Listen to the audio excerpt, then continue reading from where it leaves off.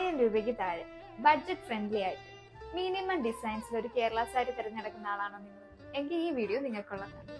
ബോർഡറിൽ തിന്നായിട്ടുള്ള patch attached ആയിട്ടുള്ള ലേസിലാണ് സാരി വരുന്നത്. പല്ലു പോർഷനിലോട്ട് വരുമ്പോഴത്തേക്കും നമുക്ക് ഈ ബോർഡറിൽ കണ്ട ആ സെയിം രീതിയിലാണ് ടാസിൽസോട് കൂടിയാണ് വരുന്നത്.